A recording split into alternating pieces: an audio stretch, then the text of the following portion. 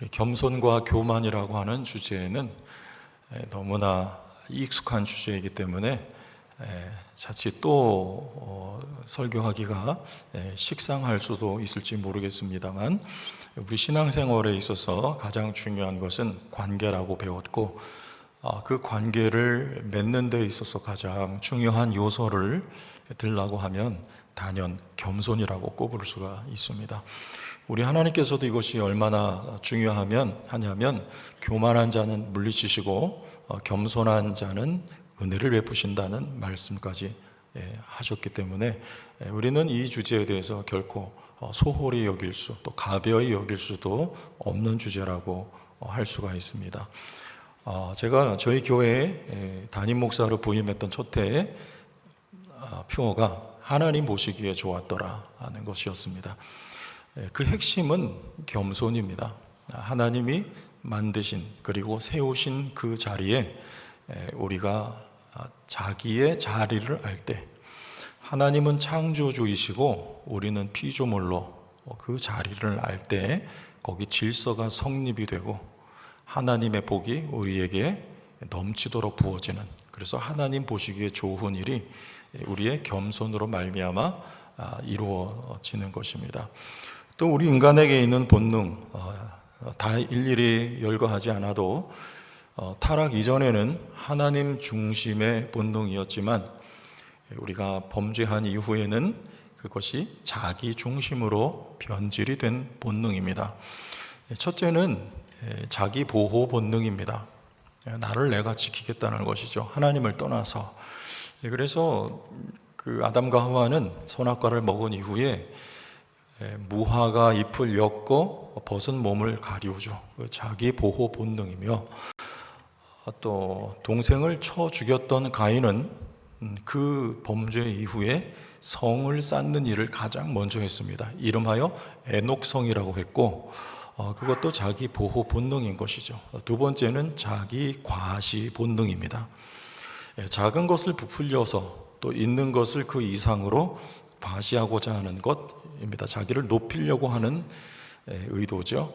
다윗이 그 훌륭한 왕이었음에도 인구 조사를 한 것 때문에 하나님께 큰 벌을 받습니다.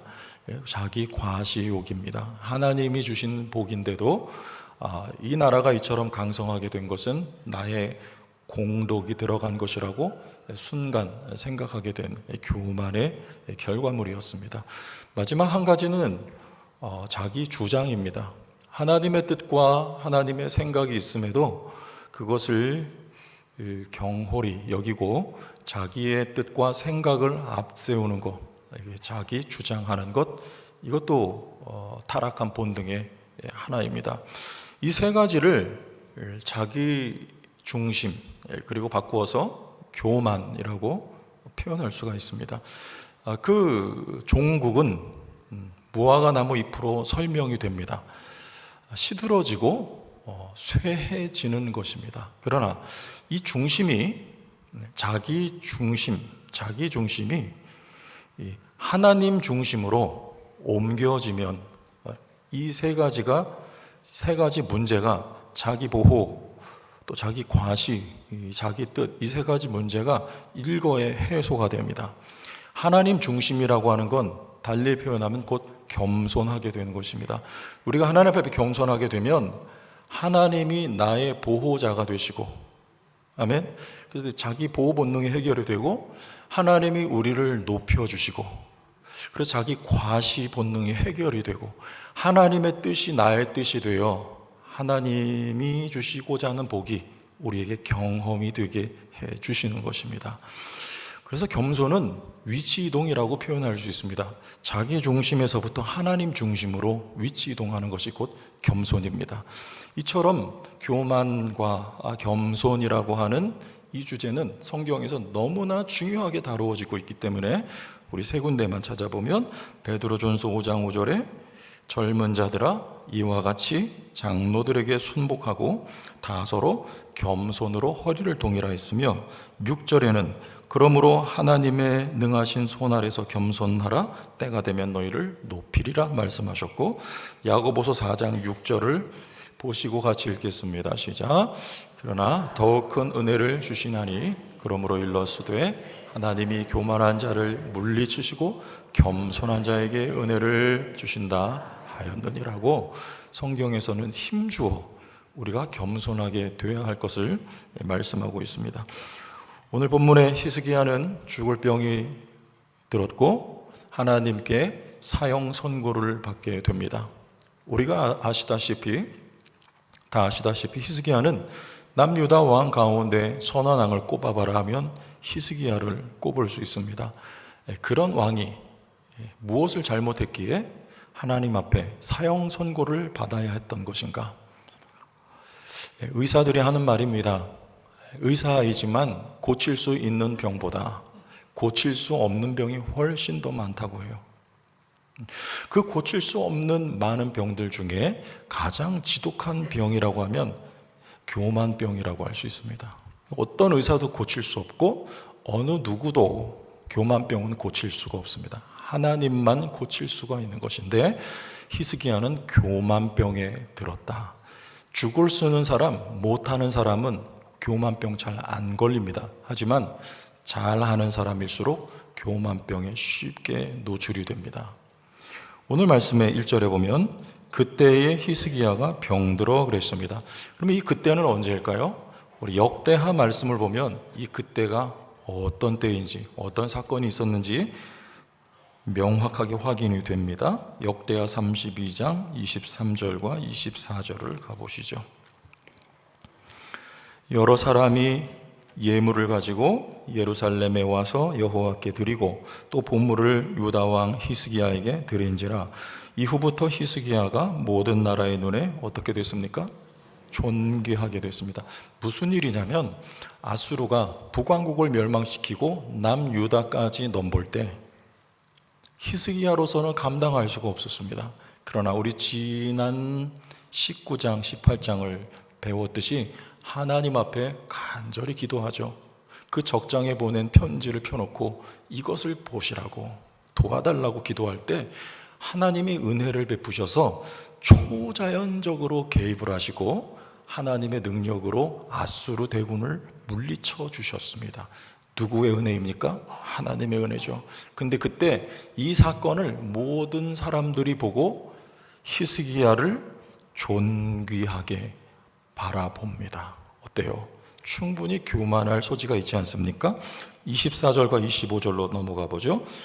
여기 그때가 나와요. 자, 그때에 히스기야가 병들어 죽게 되었으므로 여호와께 기도하매 여호와께서 그에게 대답하시고 또 이적을 보이셨으나 25절을 함께 합니다. 히스기야가 마음이 교만하여 그 받은 은혜를 보답하지 아니하므로 진노가 그와 유다와 예루살렘에 내리게 되었더니. 히스기야는 교만병이 걸려 있습니다. 한 군데만 더 확인을 하고 그가 교만병이 걸렸다는 것을 못을 받겠습니다. 우리 본문의 20장 12절과 13절을 봅니다. 12절과 13절. 그때 발라단의 아들 바벨론의 왕 브로닥 발라단이 히스기야가 병들었다 함을 듣고 편지와 예물을 그에게 보낸지라. 같이. 히스기야가 사자들의 말을 듣고 자기 보물고의 금은과 향품과 보배로운 기름과 그의 군기고와 창고의 모든 것을 다 사자들에게 보였는데 왕궁과 그의 나라 안에 있는 모든 것 중에서 히스기야가 그에게 보이지 아니한 것이 없더라. 이번에는 바벨론의 사자들이 히스기야가 병들었다는 소식을 듣고 찾아왔어요. 그때 이 사자들에게 자기가 가지고 있는 그 보물 창고에 어마어마한 것들을 다 드러내서 보여줍니다. 왜일까요? 과시예요. 즉 교만입니다. 이거 누가 주신 것인가? 하나님의 은혜예요. 그런데 나의 공덕으로 말미암아 이것이 주어졌다는 것을 과시하고 있는 것, 이게 바로 히스기야의 교만병 들린 모습이었습니다.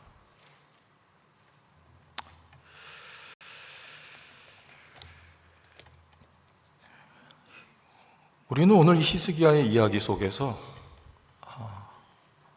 어떻게 우리가 겸손할 수 있겠는가 우리 세 가지로 나눠서 나눠보려고 하는데요. 히스기야가 몰랐던 거, 그 이상 또 그 위를 망각을 한 것입니다. 누가복음 1장에 보면 누가는 이런 말을 해요. 처음부터라는 표현을 써요. 처음부터 내가 되어진 일을 자세히 살펴서 이 복음서를 기록했다, 이렇게 말합니다. 처음부터요. 위에서부터, 다시 말하면. 그래서 그의 역사 서술 방식은 마태의 것과는 다릅니다. 마태는 아브라함부터 예수 그리스도까지 거슬러 내려오는 방식으로 역사를 기록했고, 누가는 반대로 예수 그리스도로부터 위로 하나님까지 거꾸로 역사를 기록을 했습니다. 위를 기억하라. 우리 한 군데만 확인을 해보면 더 빨리 이해가 될 것 같아요. 누가복음 3장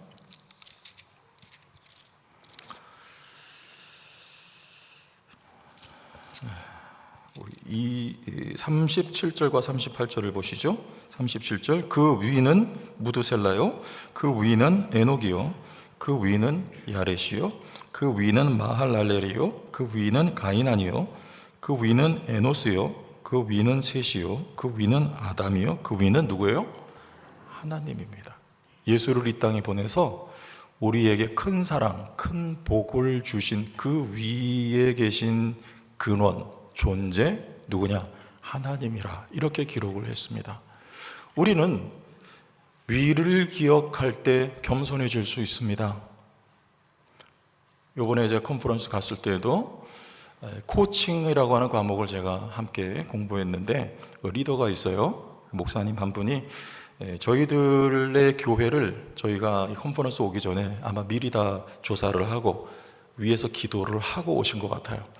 이 목사님이 하시는 말씀이, 성도교회는 규모가 있는 교회이니까 이렇게 하시면 좋겠습니다라고 이제 멘토링을 하셨어요. 저는 말하지 않고 의도치 않았는데도 가는 곳에서 성도교회는 규모가 있는 교회, 작지 않고 큰 교회다, 이런 소리를 저는 여러 번 들어왔고 지금도 듣고 있어요. 그러면 제가 담임 목사로서 자칫 으쓱해질 수가 있을 텐데, 위를 기억해야 되는 위를, 그 위는 누굽니까? 그보다 조금 밑에예요. 원로 목사님과 이 자리에 수십 년 눈물과 땀과 노고를 아끼지 않았던 우리 어르신들이 여기 계셔요. 우리는 그 위를 기억하고 감사할 줄 알아야 됩니다. 아멘. 그러나 그 위를 알아야 돼요. 그 위에 하나님이 뜻하셔서 성도교회를 여기 세우시고 급성장되게 하시고 지금도 하나님이 붙들고 계신 줄 믿습니다. 우리는 자랑할 게 없어요. 그 위를 기억하고 잊으면 안 됩니다. 오늘 여러분이 이 자리에 존재할 수 있는 거, 우리가 아무 걱정, 염려 상대적으로 없이 살아갈 수 있는 이유, 우리는 그 위를 기억해야 됩니다. 하나님의 은혜예요. 우리는 겸손할 수가 있고, 두 번째는 겸손은 하나님만을 앙망하는 것이 겸손입니다. 다시 우리 본문으로 돌아가서 2절 말씀을 보겠습니다. 20장 2절을 다 같이 읽어봅니다. 히스기야가 낫을 벽으로 향하고 여호와께 기도하여 이르되, 하나님만을 앙망할 수밖에 없는 히스기야가 되었습니다. 왜? 죽거든요. 네 집을 정리해라, 넌 이제 끝이야. 사형 선고를 받습니다. 그때 히스기야는 벽으로 얼굴을 향하고, 즉 아무것도 보지 않고 하나님만을 앙망하며 기도하며 간절히 구하고 있는 거예요. 이게 바로 겸손이에요. 하나님이 왜 히스기야에게 죽을 병 사형 선고를 하셨는가? 그의 교만병을 손대시기 위한 하나님의 조치였습니다. 야곱이 야복 강가에서 그 병이 고쳐집니다. 교만병이에요. 야곱이 이렇게 말합니다. 하나님이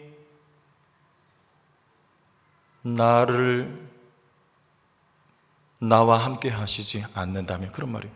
하나님이 나와 동행하시지 않는다면, 내 앞에 에서라고 하는 큰 산이 있기 때문에 하나님 나와 함께 가소서 라고 이제는 하나님만을 간절히 앙망하고 있는 거예요.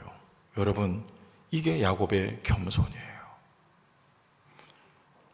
우리의 겸손은 하나님만을 앙망하는 것입니다. 어떻게 그렇게 될 수 있는가? 조건이 있어야 돼요. 겸손의 조건. 하나님이 야곱의 환도뼈를 그냥 으스러뜨리세요. 야곱은 이제 불구자로 살아갑니다. 그러나 그에게는 든든한 지팡이가 하나 생겼어요. 그가 바로 하나님이세요. 이게 조건이에요. 존 버년이라고 하는 사람이 당시에는 설교를 성공회 회당 안에서 사제들에 의해서만 설교가 진행이 되도록 허락이 되었습니다. 국교죠, 영국에. 그러나 당시에 존 버년 같은 사람들은 거리에서 설교를 했어요. 그래서 그 죄목으로 사로잡혀서 16년 동안 옥살이를 했는데, 존 버년이 그 옥살이를 하면서 명작을 남겼습니다. 그것이 바로 여러분들이 즐겨 읽었던 철로 역정입니다. 성경 다음으로 많이 읽힌 책이 바로 철로 역정인데, 여러분, 어떤 고난이든지 간에 겸손의 조건이에요. 우리를 하나님만을 향하여 존재하게 하는 것이 바로 고난이에요.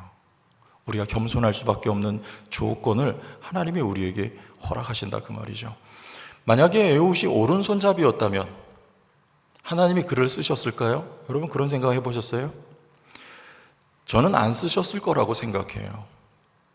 당시의 사회적인 편견이 심했습니다. 왼손잡이는 사람 취급도 못 당하는 것이, 못 받는 거죠. 그는 사회적인 약자요, 그리고 불구자요, 그리고 부족한 사람이었어요. 그러나 에훗은 하나님께 은혜 받을, 하나님께 쓰임 받을 조건을 가지게 된 것입니다. 그래서 하나님이 그 에훗을 택해서 그를 쓰신 것이며, 그로 말미암아 이스라엘 백성에게 하나님의 은혜가 부어질 수 있었듯이 에훗에게는 겸손의 조건이 갖추어졌던 것입니다. 한 사람 더, 모세는 어떻습니까? 하나님 앞에 부름받았을 때 나는 입이 뻣뻣합니다, 이렇게 말을 해요. 그는 애굽의 문물을 닦았던 사람입니다. 애굽의 왕자 출신입니다. 그가 무슨 입이 뻣뻣하겠어요?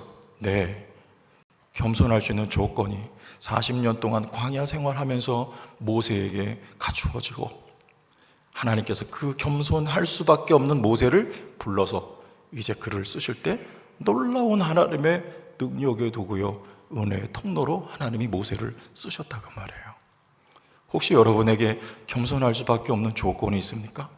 무엇이든지 간에, 어떤 핸디캡이든지 간에, 어떤 부족함이든지 간에, 연약함이든지 간에 예수 믿는 나에게 왜 그것이 있는가? 그것은 여러분 축복이에요.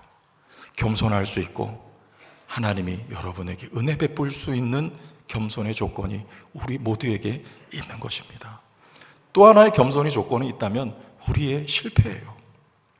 여러분, 우리는 실패를 있어서는 안 될 것이라고 여길 때가 많지만, 성경의 모든 인물들 가운데 단 한 번 예수님 말고는 모두가 다 실패의 이야기예요.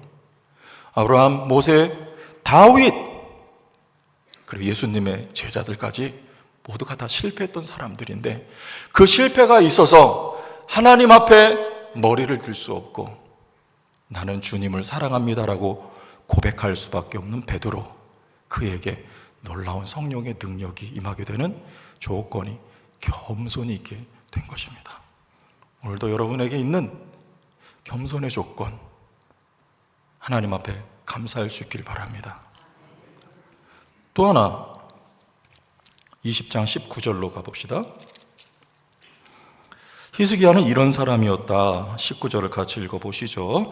히스기야가 이사야에게 이르되 당신이 전한 바 여호와의 말씀이 선하니이다 하고, 또 이르되 만일 내가 사는 날에 태평과 진실이 있을지인데 어찌 선하지 아니하리요 하니라. 이게 무슨 말입니까? 히스기야가 자기 과시를 했어요.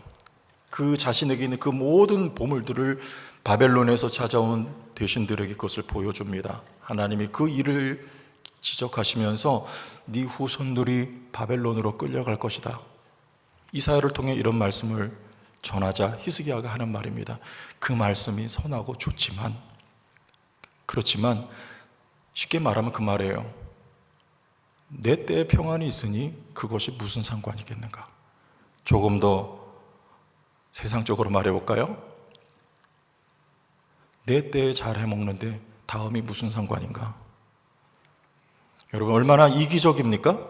얼마나 자기 중심적입니까? 그래서 히스기야는 얼마나 교만병이 고쳐지지를 않아요. 하나님 이 병을 고쳐놓고자 이 히스기야의 모습은 유다 백성들의 모습이라서 하나님이 바벨론에 70년 동안 포로로 끌려가게 하실 수밖에 없는 것은 하나님이 그들을 고치시기 위한 조치였어요. 조치요. 여러분, 그래서 겸손이라고 하면 이 본문에 의하면 다음 세대를 염려하고 위하여 기도할 수 있고 책임질 수 있는 것, 겸손이라고 생각합니다. 왜? 자기 중심이에요, 이거는. 그러나 하나님 중심으로 중심 위치동이 일어날 때 하나님은 모든 세대와 모든 시대에 하나님의 백성을 향하여 사랑을 베푸시는 하나님이십니다. 내 때만 아니에요. 다음 때까지를 내다보며 위하여 기도하며 내가 할 수 있는 것을 하며 그들까지도 할 수 있으면 책임을 질 수 있는 것, 이것까지도 겸손이라 그 말이에요. 여러분, 우리 성도 교회 15년, 10년 또 15년 후를 생각해 보셨습니까? 저는 지금 생각해 보고 또 염려가 되고 기도를 하게 돼요. 왜냐? 통계와 수치상은 지금 우리 한국의 기독교인들이 800만이라고 보고 실제적으로는 그것도 안 돼요. 한데 10년에서 15년 상간 기독교인들이 반토막이 난다는 여러분 통계가 지금 있습니다. 그러면 400만에서 500만으로 줄어요. 살아남는 교회는 대도시에 있는 대형 교회들, 지방 소도시나 지방에 있는 교회들, 여러분 거의 대부분의 교회들이 소멸이 될 것입니다. 왜냐하면 교인들이 없어요. 우리 성도교회는 어떻게 될까요? 아마 조심스럽지만 저희 충북 동노회도 존립할지 어떨지. 왜냐하면 작은 교회들은 병합이 되지 않는다면 대부분 다 문을 닫게 될 거예요. 그런데 우리는 히스기야처럼 특히 담임 목사 내 때만 되면 괜찮다. 여러분, 이거는 교만입니다. 여러분 어떻습니까? 우리 교회를 생각하실 줄 알아요. 기도해 주시리라 믿습니다. 기도 이상 우리가 해야 될 것을 언제 해야 됩니까? 지금, 오늘 해야 되는 거예요. 앉아서 교인이 유입되기만 기다리는 교회는 소멸될 것입니다. 왜? 유입될 교인이 없어져요, 앞으로.